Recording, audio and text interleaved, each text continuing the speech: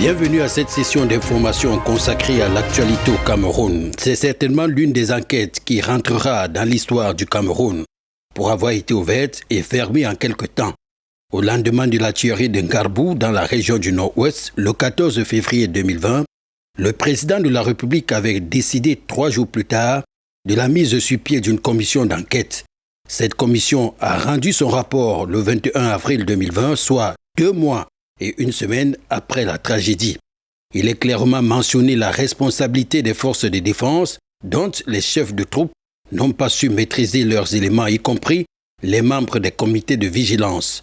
L'armée n'est donc pas innocente dans la tuerie de Ngarbou dans la région du Nord-Ouest. C'est d'ailleurs pourquoi le chef de bataillon Nyangonose Charles Eric, qui ne s'est pas déplacé dans cette zone dangereuse, va être épinglé. Le sergent Baba Guida, qui a associé les civils armés dans une opération militaire qu'il n'a pas su maîtriser sur le terrain, ordonné l'incendie des maisons et volontairement traverti le compte rendu et le bilan, est lui aussi accusé, tout comme le gendarme Sandine Cyril et le soldat de première classe Aranga. Tous sont déjà à la disposition du tribunal militaire de Yaoundé. Quant aux membres du comité de vigilance, ils sont encore recherchés.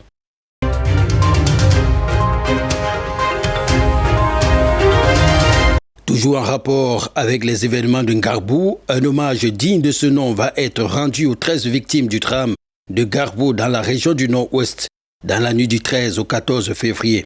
Activement enterrés par leur bourreau, leurs corps seront exhumés avant de leur donner une sépulture digne et de finaliser les contrats nécessaires à la finalisation de la vérité.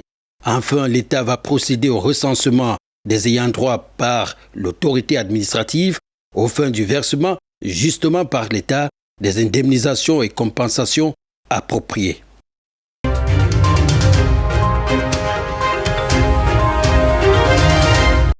Quelque temps après la publication du rapport d'enquête du massacre de Ngarbou dans la région du Nord-Ouest dans la nuit du 13 au 14 février 2020 et qui a fait officiellement 13 morts, la réaction de l'ambassade des États-Unis au Cameroun ne s'est pas fait attendre.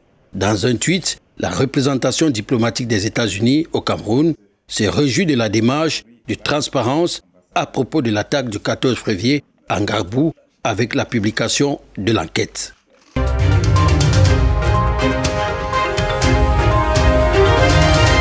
Lutte contre la Covid-19, l'Agence française de développement au secours de 16 pays d'Afrique subsaharienne, dont le Cameroun et l'océan Indien.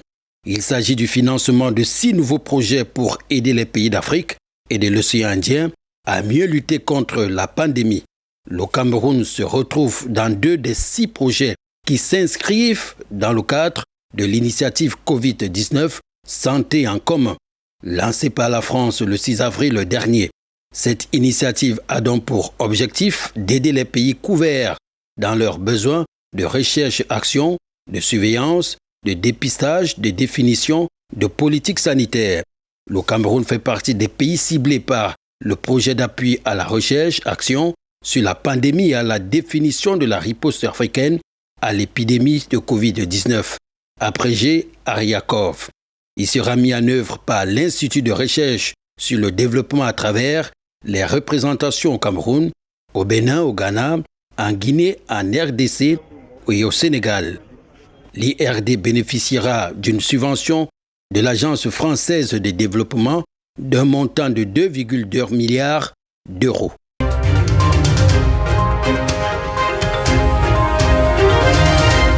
Les populations de l'arrondissement de N'Djam, désormais mieux informées sur les gestes d'hygiène à adopter avec la pandémie du coronavirus qui n'a pas épargné la région de l'Est Cameroun. Une grande campagne de sensibilisation a été organisée à cet effet par les autorités municipales de la commune de N'Djam avec, au passage, la distribution des masques aux populations gratuitement, comme le précise Wilfried Menganas, maire de N'Djam. Nous avons commencé déjà d'abord par la distribution des seaux et du savon Aujourd'hui, nous avons constaté qu'il faut embrayer avec la distribution des masques.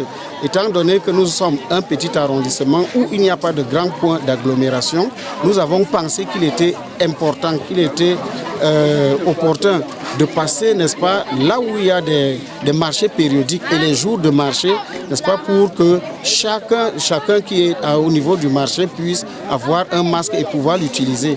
L'initiative a été bien accueillie et saluée par la population. Nous remercions beaucoup le maire pour ce geste parce que nous entendons cette épidémie, comment ça se parle beaucoup. Et quand ça arrive ici en Djan, ici, comme pour nous partager ça comme ça, je n'ai pas dépensé 500 comme les autres. Je suis très fière. Nous disons vraiment merci parce que c'est une première fois ici en Djan. Nous disons merci, nous sommes de tout cœur avec lui.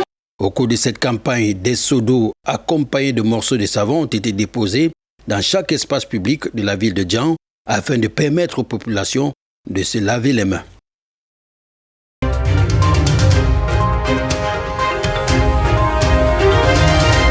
À Kribi, des dons destinés à la lutte contre la Covid-19, constitués de savon, seaux robinet, solutions hydroalcooliques, thermomètres, masques et autres ont été offerts aux populations du département de l'Océan par son élite, militant du RDPC.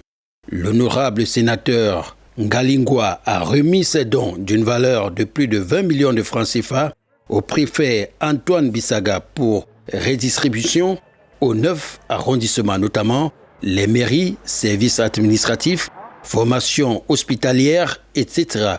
Suivant à présent le représentant du maire Jules Dorène Dongo, principale élite du département de l'Océan, il est au micro de Simplice Bognine.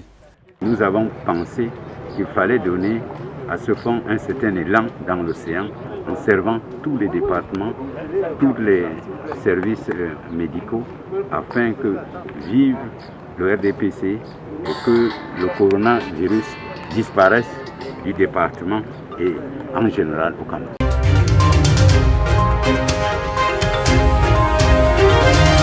Dans le cadre de lutte contre la Covid-19 et surtout la propagation de la pandémie au Cameroun, la société d'exploitation et de production pétrolière Adax Petroleum et la société d'industrie pharmaceutique Sanofi s'associent au ministre de la Santé publique Manaouda Manachi. Les deux entreprises ont fait un don à matériel médical et à médicaments. Les équipements ont été reçus lundi 20 avril 2020 par le ministre de la Santé publique. C'est une première étape. La seconde étape sera bien sûr suivie par l'accompagnement des patients vulnérables, notamment par la distribution des prospectus, des savons liquides, des savons pour laver les mains, les mesures barrières, et aussi des masques relavables. La société Adax a voulu participer à cette lutte en s'associant à nouveau au ministère de la Santé pour apporter cette contribution. Puis nous l'espérons permettra d'attaquer forcément cette maladie et peut-être de réduire son cours dans notre pays.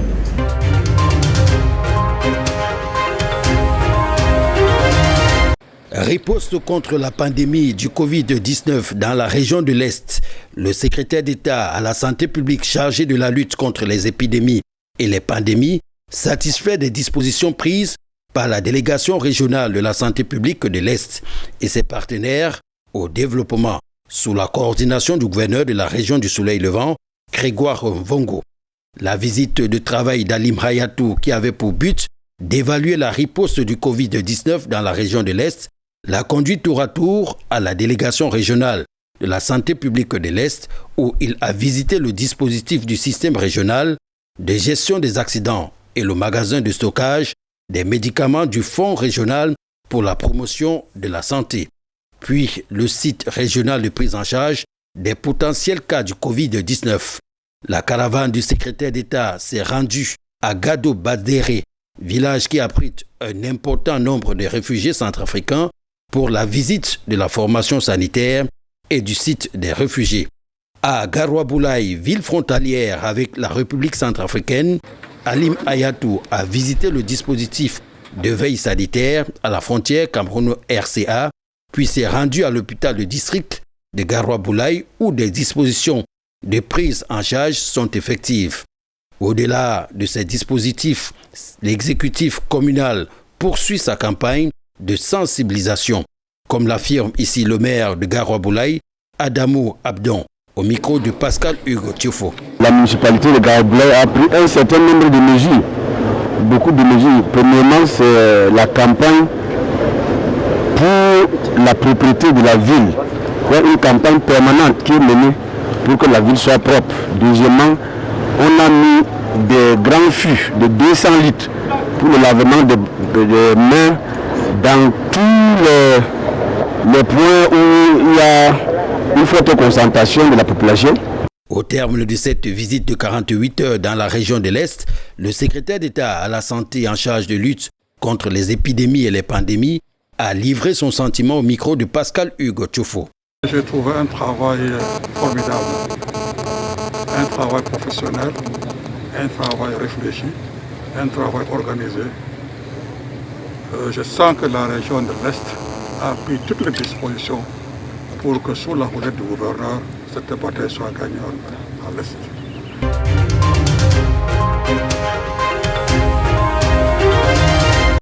Enseignants et étudiants réunis sur la toile à travers une plateforme numérique et interactive pour tenter de sauver une année académique perturbée par la Covid-19. Pour cela, l'université de Ngaoundéré fait recours au TIC.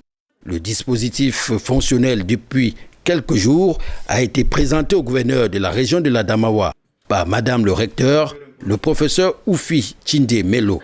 L'autorité administrative avec les membres de l'équipe régionale de riposte contre la Covid-19 ont aussi visité les installations de l'IUT qui s'est lancée dans la fabrication des masques. Dans le laboratoire de Lancé, ils ont apprécié la fabrication selon les normes de l'Organisation mondiale de la santé des gels et solutions hydroalcooliques d'une capacité de production de 100 litres par jour.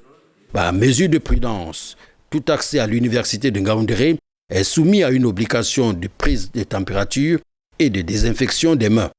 Nous vous invitons à écouter le gouverneur Kildadi Boukar et le professeur Oufi Tchinde Melo, recteur de l'université de Ngaoundéré. Propos recueillis par Awal Mohamedou. Vous avez vu comment le système d'enseignement en ligne est parfait. Nos étudiants suivent leurs cours sans difficulté.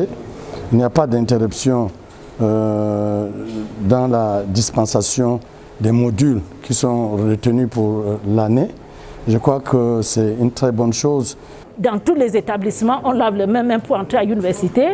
Même dans certains, comme à l'INSAI, vous voyez même le mécanisme qu'ils ont fait pour qu'on ne touche à rien, ni la liquide, la solution pour laver la main ou tendon. Voilà les équipements qu'on a mis en place, qu'on va améliorer. Mais sinon, il y a aussi la solution hydroalcoolique qui est fabriquée selon la réglementation de l'OMS.